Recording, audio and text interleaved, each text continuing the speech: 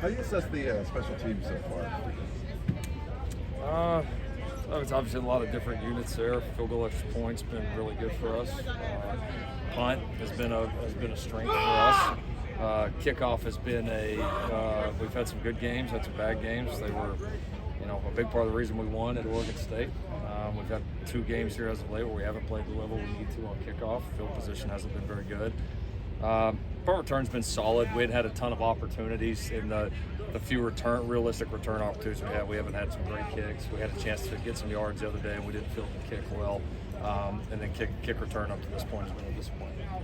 So I think I ran the gamut there. Yeah. What do you recall from Coach Eric Morris? He's a good player, fun player. Under recruited guy that came in. Was a smart player. No shock to see that he's coaching. He comes from a coaching family. His dad was a really good coach. Very athletic family, and just a very tough, dependable player. We had a great run there, and no surprise to see that he's in coaching and doing it at a high level. What's the nuance of his twist on that offense? Well, I think he's done a good job of marrying it to what the quarterback does well. And he's got a good player there. He's obviously been able to have some continuity with this guy, and you see that Eric's a smart enough coach. He's got an understanding of what his guy can do well and how can he maximize on those strengths. So he does a good job. Looks like he gives this guy some freedom to use some of his natural-born athleticism to make plays, and it's a good system. It's a tough system to stop with that combination of what they run and the quarterback making it go. Where does Justin stand in the start? He's better. I mean, he's better. It was good that we were able to hold him.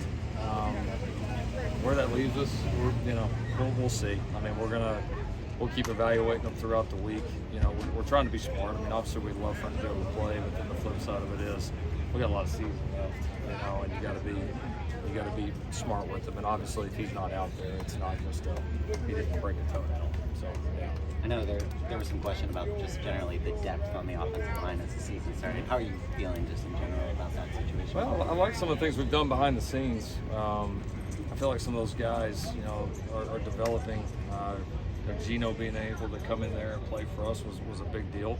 I feel like Mason, Millick, some of those guys behind the scenes, Cooper.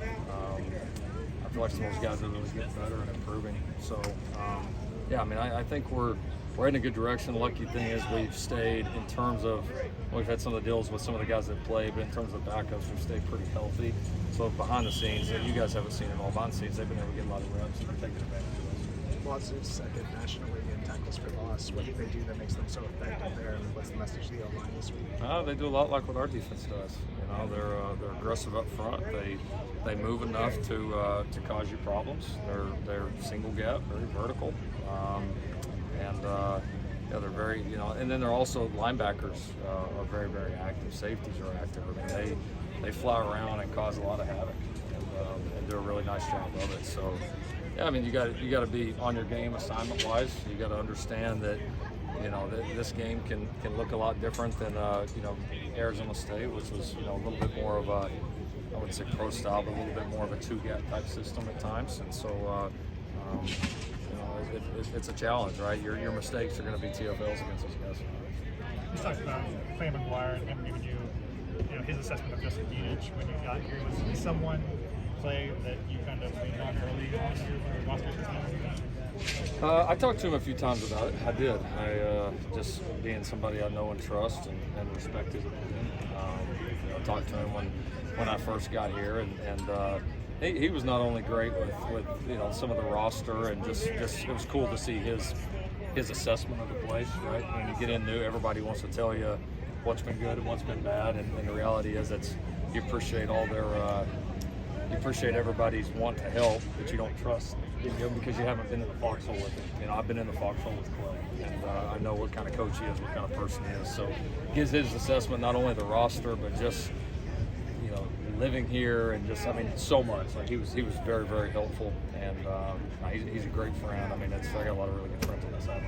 Obviously, Caleb showed a lot of ability to escape in terms of scrambling, but any concern that he's maybe scrambling a little too much? No, I mean some of it was designed. And taking advantage of that, we had a couple that obviously weren't designed that we got to do better. But I mean that's the kind of player he is, you know, and and that's great if the pocket's clean all day. That's fine. But I mean in modern day college football, that doesn't happen very often. It doesn't happen in the pros much either, and that's why you're seeing, I think, an influx of guys that give you that ability, that can make those things happen. So. You know, for him, as the OC, as head coach, yeah, you want to see it all clean and perfect all the time. But as a quarterback coach, you gotta make the plays that are there, right? And sometimes it's perfectly blocking and it'll work, and at times it's not. We got to be able to improvise and know what we want to do there as well. What did the film show about the penalties from Saturday, specifically maybe the defensive pass interference? A couple that were absolutely the right call, where we got too handsy. A couple that were really, really close and could have gone either way. And if we had it to do over, we would tell our guy to do exactly the same thing that he did. In our opinion, was awesome coverage. And that's part of it, right? Those bang plays are going to go your way sometimes, right? The flip side of it was, I thought, you know, the pass interference they called on the deep ball to Addison that we slightly underthrew. I mean, that wasn't pass interference probably, right? And again, I'm not saying it's wrong. It's just those are bang plays. You're going to get some that go your way, some that not. What you can't have are the egregious ones where we get out of position or we just totally abandon our technique. And we had, I think, 2 of those that really showed up that we got to be better on. Was that one of the reasons why Portland Ford didn't come back in the game? That holding call, was it that egregious? No.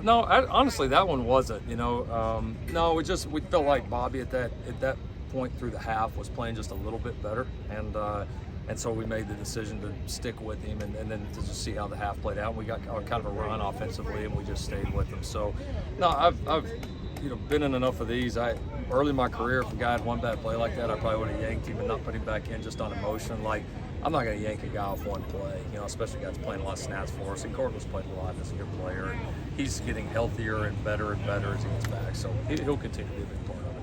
Thank you, Coach Riley. All right, thanks. Did he call that?